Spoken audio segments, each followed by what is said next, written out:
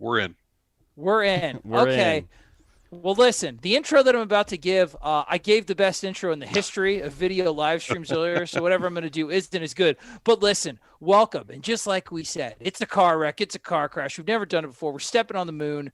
This is my first ever live stream. This is Kevin's first ever live stream. Go easy on the boy. He's a good man. And this is Adam. I don't know. Are you like a backdoor Twitcher? Like, do you do live streams on the reg? What's your Listen, deal? there's no backdoor anything going on. Okay, first off, okay. I Listen, do bro. enjoy the Twitch. Yeah, I let's like keep Dr. it clean. I talk about Doctor yeah, Disrespect yeah. all the time to you, man. The Doc. I love watching the Doc. Of course, he's not on Twitch anymore. He's on YouTube now. So Oh, well, that's good. Okay, you are a dork, so that's good to know. We're all dorks here.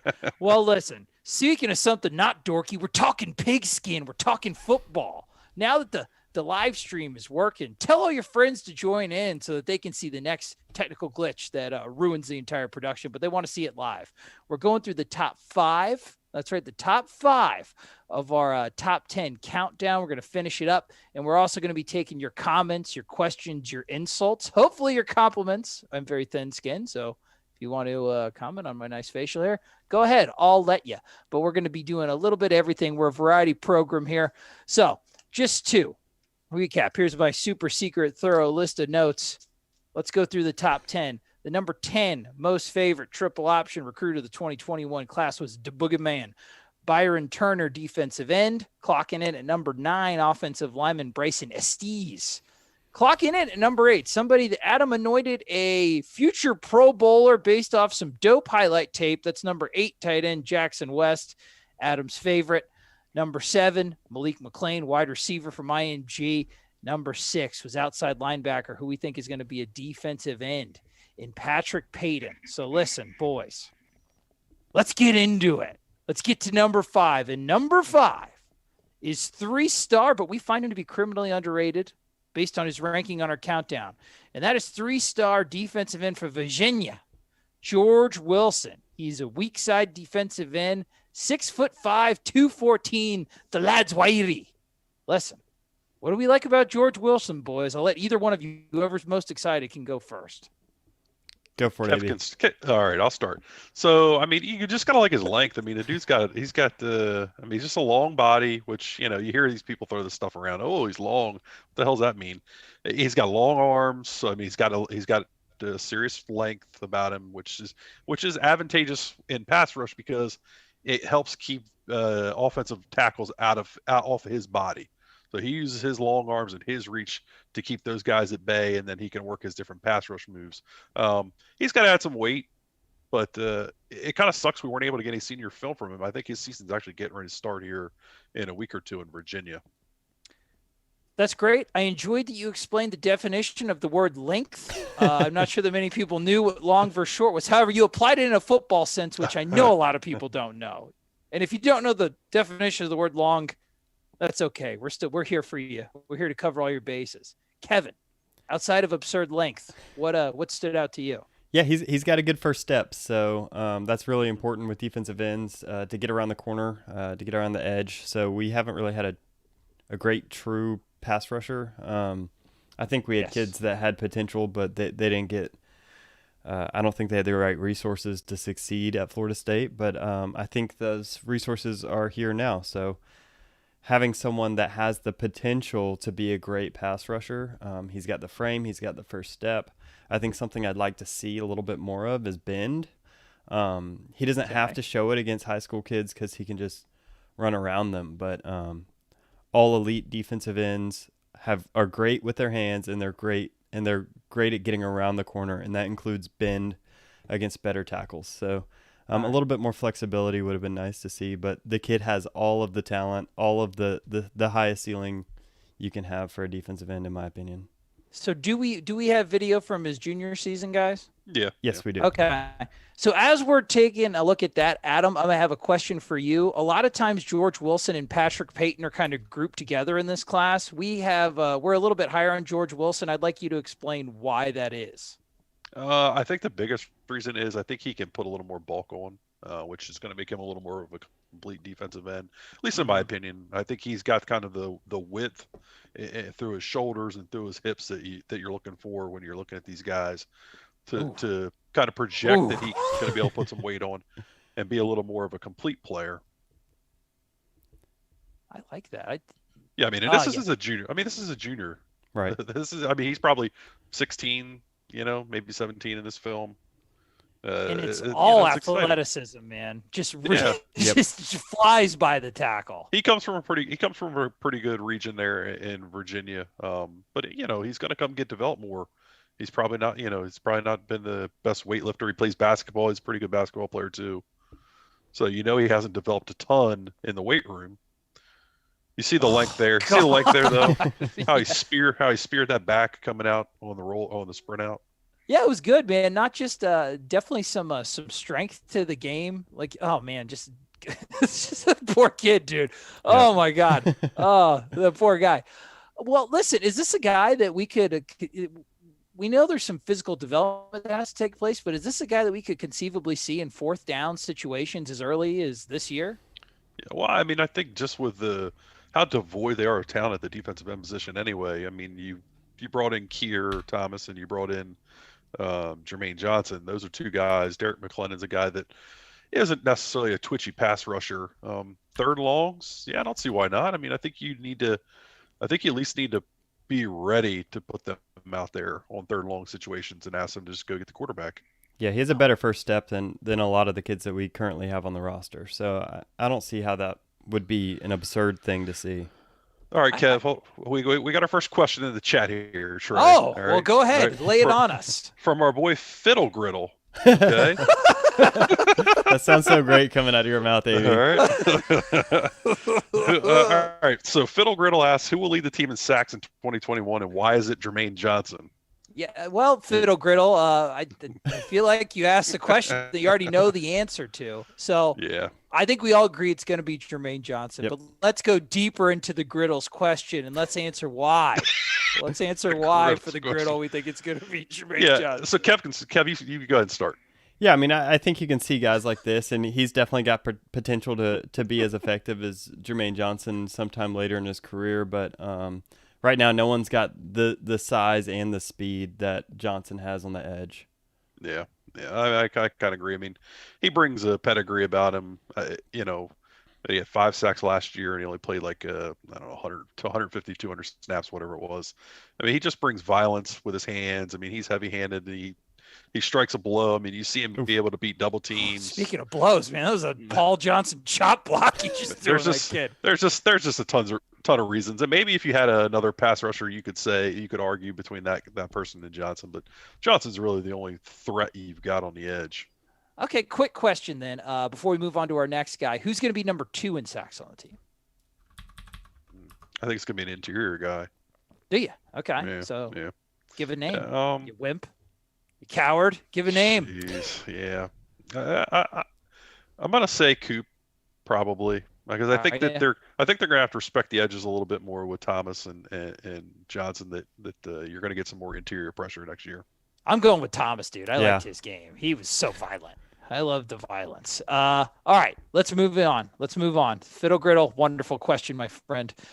Perfect combination of a musical instrument and breakfast cooking apparatus. Yeah, we're gonna keep getting to the questions as they pop up here. Keep them popping in, especially if you have an eye-catching username that'll take you to the top of the pack. Not Number like Perry 4. Kostadakis. Oh, God, so Greek. All right, number 4, we've got 4-star defensive back, Hunter Washington from Katy, Texas. It's a 5'11", 178 prospect. He grades out in around the 91st percentile. This is a defensive back that got some pretty serious interest late from Clemson. Yeah. And we smacked those COVID carrying felines to the boonies, to the marshlands of upstate South Carolina. Now, Kevin, why do you think what about Hunter Washington's game would entice Wuhan Dabo like this? Well, I mean, you said it. He's 5'11". He's got the length to be pretty. This is the length cast. It's a big deal in football. Yeah, I mean, especially nowadays with the corner position, kids are increasingly being asked to be able to mag, so play man anywhere the receiver goes. And that means being matched up against taller receivers, being able to match up against pretty much anybody that comes your way. he's got the skills early on, and he's got the talent. I think he's a kid you can plug and play early. I think he's a boundary corner all the way too. I mean, he's got just talking about his length, but I think he brings that physical presence you want over there too. Because there's always we need one of those. And I think Adam Fuller said when they had the recruiting, like the rundown or whatever, the thing they had with Brian McFadden in December, he said that he could see Hunter Washington projecting to also play some safety just because of his ball skills. Mm-hmm. You guys think cornerback all the way though? Yeah, I mean, listen, I don't think that there is a position for these guys. I mean, you see them listed; they're all listed just as a D-back. Yeah. I mean, I think they are going to find the best 5 and throw them out there. All right, well, that's good. I like that answer. Well, let's get into the film. Let's see what we got here in Hunter Washington. All right, it's right here. So Hunter's film is a little... Can you hear me? Yep. Yeah. Does Hunter's film, did you download it from LimeWire? Do you have a computer virus right now? Nah. Is that coming through clear? No. All right. While Kev's working on this, we got a question from Khalil Young here. Good. This is a good filler. I like having the chat here when the tech breaks down. Who will be the starting DBs this year? Khalil thinks it's going to be Brownlee, Moore, and Tate, with Travis J at free safety and Jamie Robinson at strong safety. All right, well, let's start outside to inside. Who do you think the starting corners are going to be? So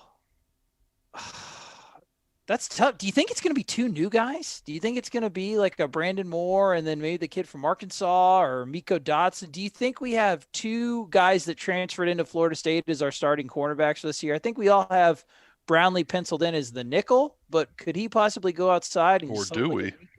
Yeah, or maybe Miko Dotson goes inside Brownlee. You know what? Answer the question, Adam. All right. I mean, I think it's Dotson and Demore Tate. That's who I think are going to be your... Or I'm sorry, not Demore Tate. No, I meant Moore. I'm sorry, Bam Moore. Bam Moore and Miko Dotson, I think are going to be your outside starters. My boy Jamie Robinson's going to start the slot, and then your safeties are going to be I don't know. I mean, I think probably Travis J and Renardo Green. Renardo Green's a guy that is just completely overlooked and forgotten, and I think he is maybe the most important piece in the secondary. So we think the odd man out there for you is Jarvis Brownlee. Yeah, I mean, I think he'll rotate in, but I don't love his feet. I think he's got some slowish feet that present some limitations. Then I just think those other guys are just more polished. I mean, the guys we're talking about are guys that have played 3, 4, 5 years of college football. Right. I do think that the majority of the defensive back time, and it's a position that's a bunch of Swiss Army knives. There's a bunch of guys doing like different stuff and randomly rotating through. I think that the bulk of the snaps are going to be taken by kids that weren't initially recruited by FSU. I really do. Yeah. Yep. They're going to play a ton though. They like to play those guys. All right. So we got the video. What do you think, Kev? Do you agree? Yeah, I think there'll be a nice big rotation. We'll throw the video on. And I think that'll be good for Sadly, everybody. there's not a ton. There was not a ton for Washington. Yeah, it's like a bunch of individual clips. That's him breaking on a little comeback route. Just great anticipation there. He's got good ball skills. He seems to read the quarterback well. He plays zone pretty well. Here's what do we think about the physical tools? Somebody that's going to dominate physically, or is this going to be a guy that gets by with technique and anticipation? Dominate? I wouldn't say dominate, but I mean, I think that Kev talked about the length earlier, so I think he can get up into your chest and be physical as a corner. If you ask him to press, I think his pedal's good. I think he's got pretty good hips that he can stay low through his pedal and transition well, which is as a corner you can't have wasted movement, and he doesn't seem to waste a lot of steps, which is a positive. So he can drive on routes. Very polished for his stage of development. Yeah. Kev, what do you think? What stands out to you? Yeah, no, it's mostly the polish, and this, for whatever reason, my favorite clip of his isn't loading. So I'm gonna try one more time. Yeah, But guys are saying it's getting laggy. I think my internet is struggling to keep up with this bandwidth. Yeah. But yeah, he's just polished. Yeah, it says on the screen your network. Can you hear me? Yeah, you're good. Yeah, okay. Yeah, I was just waiting for you. I thought you were going to make a very profound point, so I was giving you time to think about it. So he's polished. Here's another play by him. He's down here. He makes the pick. But yeah, he's polished. He plays zone well. He anticipates routes well. Lots of interceptions on his highlight tape. So yeah, he knows how to play the position, and he's got the tools to take it to the next level over the next few years. Yeah. Very good. Very productive in a very competitive league of high school football, the Friday Night Lights. All right, are we ready to move on to number 3? I think I am. Yeah. All right. Offensive tackle. Offensive tackle. Offensive tackle. Rod Orr. I just did that for 3 times for emphasis because Florida State fans, we're in love with any offensive tackle we can throw out on the boat, especially one that's like a real deal offensive tackle, not a guy that projects to the inside at a later date. This is an offensive tackle. This is Rod Orr, 4-star from Alabama, 6'7", 296. What? You know what? Adam, we're talking offensive lineman. Of course, you get the first crack. What do you think of Big Rod? Rod's a freak. I mean, he's got day one upside if he develops. I mean, day one draft upside. He's got the frame to put on the necessary weight. He's got the feet to be dominant. I mean, dude's like a dancing bear out there. Oh. I mean, he bends well. You know, he's got the right kind of flexion that you're looking for in up through his ankles, into his knees, and in his hips. He's not a leaner, which is great. He's got heavy hands. He's got a incredible length, which is something that you're looking for in a premier tackle. I mean, he's got the full package. He just hasn't played a ton of football, and you know, he's got to get developed. What about his game needs to be most developed? Is it just football awareness type stuff? Is there something that you see in his motion that could really be tuned up and shined up by Alex Atkins? What do you think that he needs to work on the most from day one at the college level? I mean, this is a cop-out answer, but it's everything, Trey. I mean, he's got to develop his pass sets. He's got to develop his consistency and his technique on run blocking. I mean, it's just going to be everything. He's got to develop strength from the weight room. I mean, that's a guy that you just need to get developed and get him learning the position. I mean, I think he's played football for 2 years or something like that. Like the dude's a monster, and he doesn't have a lot of game reps. Well, Kev, do you have anything else to add before we get to the tape of our guy Rod? I think I agree with pretty much all of AB's points. I think I would add that to me, just early on, you can see that he lets defenders kind of get up into his chest, just kind of losing that hand battle. But he's just so much bigger and so much stronger at the high school level that he wins anyways.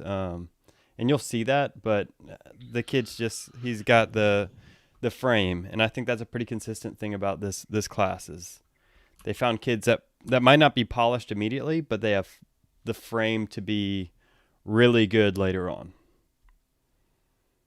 All right, Kev, let's pause here for a second. Some of the guys apparently it's really laggy on YouTube, like hard to follow along, kind of laggy. Yeah. So a couple of the guys were suggesting a bit rate change might help.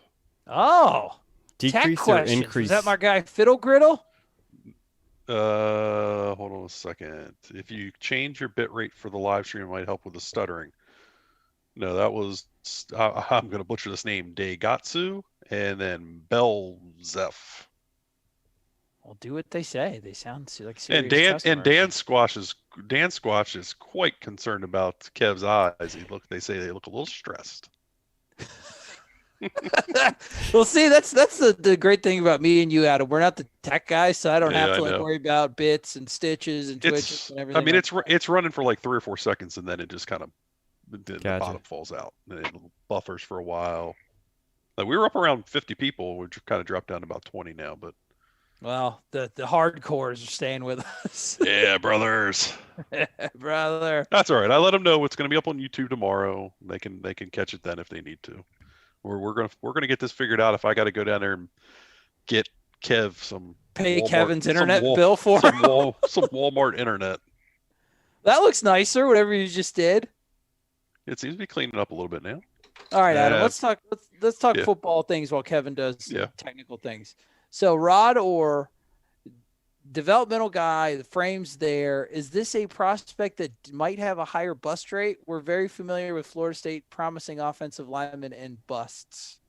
I mean, I'm going to say, am I scared of him busting? I don't think so. I mean, does that mean he's gonna? What's considered a bust? He never plays, or does he have to develop into a first round tackle, or if he No, I'd doesn't, say he's a bust? a starter by year 3. I mean, I'm not talking like Abdul Bello type. Like we've Yeah. had some glorious busts. Look, if he's gonna bust, it's because he doesn't work. You know what I mean? Like if he's, in my opinion, he's too physically gifted to bust on talent. He's gonna bust because he just doesn't get it. You know what I mean? Yeah. I in my mind, I've talked myself into a scenario this year where he plays a little bit. Really? Yeah, it might be far fetched, but yeah, I mean, look, you got Robert Scott, who's not as good an athlete, but physically he's played the game more. So, but you got him on the field this past year, and I know that was worst case scenario. You didn't want to play a true freshman, but why not? You know what I mean? Why not? Well, I guess it's one of those things where it's not ideal, but if it did happen, it wouldn't be quite such a nightmare scenario since you did do it with a lower level of prospect last year and developed him really nicely as the year went on. Robert Scott in game 10 and 11 was drastically better than Robert Scott in game 1 and 2. And he's got cool goggles. So I don't know if Rod Orr plays with sports goggles, but I feel like that's the edge that you need. But in my opinion, I mean, you're talking about it. We've talked about it quite a bit, and I know this is a little off topic here, but you're talking about 2022, 2023, where you're really looking to compete. Why not get him some time? Why not get him a few reps this year if you can, and try to get him ready for 2022 and 2023. And it might be one of those things where it'd be nice. We might not even have a choice anyway. It seems like we're so snake bit with the offensive line as far as like injuries and even just different combinations. Like there'll be guys that start on the outside that slide inside where there's going to be opportunities for a kid like Rod Orr to see the field. Yeah. Just depends on how his off season goes. So do we have tape of Rod Orr? Is that totally going to give you like a Nigerian computer virus scam? Like are we just going to virus your computer or can we play some film? So I actually think the stream is probably a solid 5 minutes behind us at this point. And I have it is. I have completely relied on YouTube to record because I didn't want to stress things out too bad. So there's a chance that none of this is recorded, or the recording is laggy and weird. So just to put that out there right now, yeah, you guys need to figure out how to get me some internet. It's February. We're messing around.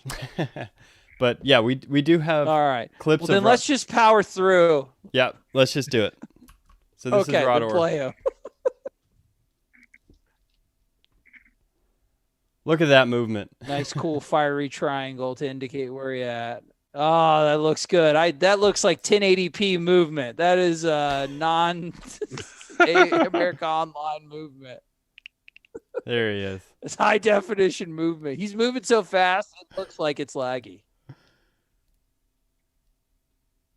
I mean, you just see the physical gifts. I mean, look, the kid's 6'7". Look, how low he comes off the ball. Take a seat, Junior. Yeah, good leverage for a big boy. And he's mean. Yeah, enjoy he likes to hit. Meanness, brutality. This is fun, man. This is definitely like I'm watching highlights on like Earthlink or Ask Jeeves, but I tell you what, the grainy pictures I see, I really like. See, that's good. He made a catch. I don't know if you've gotten there yet.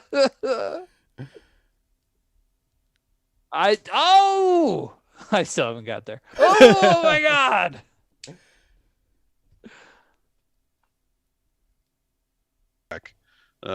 For those who know what the Y9 is in the NFL, that's kind of the theory is you just get up the field as fast as you can and try to just create havoc. And that seems to be what today's college football game is about defensively.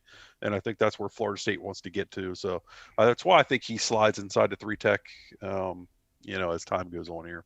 That's right. Think about like the old school Philadelphia Eagles defenses. Yes. Douglas, the Brandon Grahams, like the Jim Johnson, Sean McDermott's, really low leverage. Speaking AB's language. That's why I got some family. I got some friends in Bucks County. None of those guys ran the wide 9, but it's okay. Okay, well then don't listen to anything I just said. They're going to run the wide 9. All right, let's get to the film before I further embarrass myself. I really thought they ran the wide 9 in Philly. They did under Jim Schwartz. Can you guys see the film?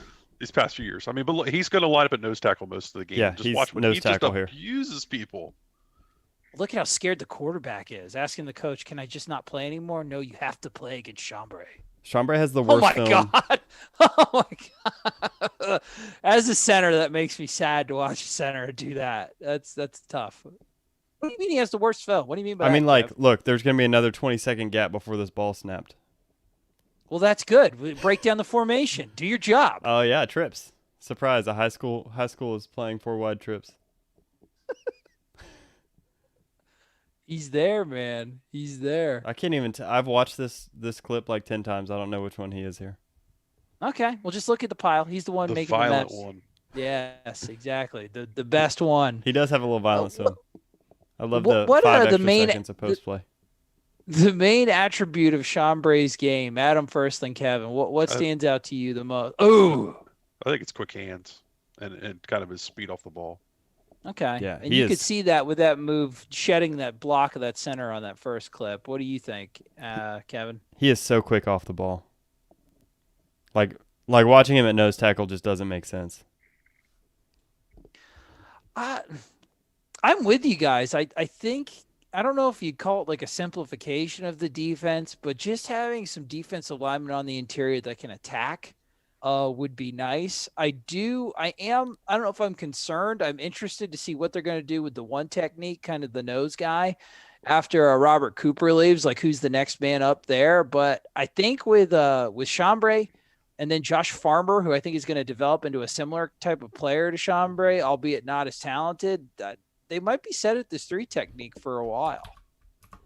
Yeah, Trey. I mean, the one tech, you just have to think about it in different terms now. I mean, it's going to be a position where they want guys getting up the field. They want guys splitting that guard center gap there. So it's not as much of a concern for you want to get an elite D tackle in there that you can do something with, but I don't think it's too big a deal. Gotcha. You're looking for a guy who can kind of make himself skinny, shoot the gap still. Maybe a little bit stouter than our 3, but we don't need like a Tywone Malone would have been perfect there. Okay. Well, boys. Thanks. With all further ado, you stuck with us this long. The Russians tried to infiltrate our stream. They tried to take us down, but as always, America stands tall. We do not negotiate with terrorists, and we made it to our final spot on the countdown. And I'm excited. This was the recruitment that never ended. This was the Wolf of Wall Street runtime. This was the Irishman. This was all 3 Lord of the Rings in one, the length of this player's recruitment. And I'm talking about 4-star. Extended by edition. Far exactly. Yeah, dude, the director's cut where Peter Jackson talks about New Zealand for like an hour and a half after the movie. Beautiful country. 4-star Edna Carr, Louisiana wide receiver, Destin Fat, don't call him Payson Hill, wide receiver, 6 foot tall, 200, a 95th percentile, by far Florida State's highest rated and most talented receiver. And I think a player that's supremely deserving of our number 1 spot and the prestige that comes with being the triple option's first ever number 1 rated player of the 2021 class. Kevin, we're talking offense. Wax lyrical about Destin. Yeah, so in modern day football, you tend to talk about receivers being outside guys or slot guys, right? You either have the 5'9", DJ Matthews type, the guy that's going to cut and be quick on the inside, or you have the sprinters on the outside, the 6'3", I don't know why this name came to my head, but like way back in the day, Dakota Fag, kind of like outside good receivers. Fun reference. Reference. Shout out Alabama game. That was good. But he's the kind of kid that can do it all, right? He's 6 foot tall. He runs like he's got the top end speed of a outside receiver. He's got the agility and quickness of a slot receiver. And so he's just a matchup nightmare. Anywhere you put him on the field, he has the potential to exploit matchups. So he's just an exciting guy to watch. Physical. Yep. Fast, but also very tough, man. 6 foot 200 is a solid build coming out of high school. What do you think, Adam? The kid's been timed running a 4.3, like or 4.3 or 4 with a laser, something like that. I mean, laser. Look, he's exactly what they needed. They needed a dude that can get down the field, track the ball, be physical against coverage, make a play, make a move on guys in the open field too. I mean, he's a true. I don't know if he's an X receiver or a Z. Whether he's an on the ball or an off the ball type guy. I think he could probably do both, but he's just physical, nasty. I mean, he's got that way about him that you're looking for in guys. And I know that's kind of a cop out or not really a football termy way to describe a guy, but you just watch some real dudes play football and you just know that he's a dude. This kid, yeah. This kid's just a dude. I mean, look at you going full Adazio. I mean, I do look like Steve Adazio, so it is what it is. You do. I like Adazio Brown. I like what you're saying though. There's sometimes, listen, we're with you and you're with us because we go deeper than the surface. We break down, we look at the film, we try not to give you the surface level. The easy answers, the stuff that you can get from anywhere else. But sometimes you just look at your kid's film and you go, this kid's good at football. Like we'll tell you why when we break it down, but the kid's just good at ball. He's a baller.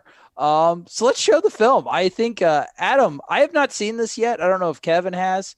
I've heard that this film is quite impressive. No, and I'll have you guys think of any players that come to mind when you watch his film.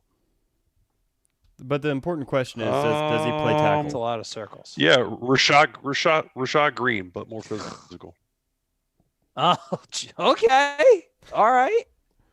So a step up from literally Rashad Green is one of the best receivers in school history. Yeah, I mean, you watch the tape. You tell me. It kind of reminds me of that. Damn, things are running real smooth. They are. They were, but they're buffering again. I think when a lot of people get into it, it falls apart. Also, when we stream video, own success. This is a kid that's definitely a kid that's playing next year. Oh, 100%. absolutely. Like, no chance that he does not see the field. And I don't know if it's something to where he's going to start off. Oh my God, dude! Mike Norvell is just freak. That's why they dealt with this weird recruitment that lasted for 800 years. Because this kid is worth it, man. And you know what? It's funny.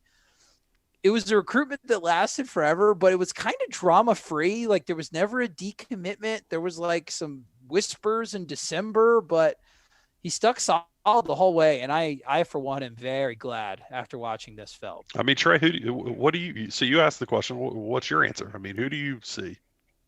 It's hard not to see Rashad Green just because, and I was reminded after watching some clips, I saw a Rashad Green clip against him just outrunning Virginia Tech. Rashad Green's speed, I think, has been something that for some reason it's been dulled over time because he was such a great pass catcher and such a solid route runner, but he was also a physical specimen, man. Like this is Jesus Christ. This kid, if he doesn't get the offense immediately, he's going to be playing special teams from day one, I think. Yeah. Yep. Another one, people might roll their eyes. We'll see. I don't know. He kind of reminds me of Lavernius Coles too. Now, that's a throwback, and the dude that got kicked out of school. But I mean, if you remember Lavernius Coles, the dude was explosive. Yep.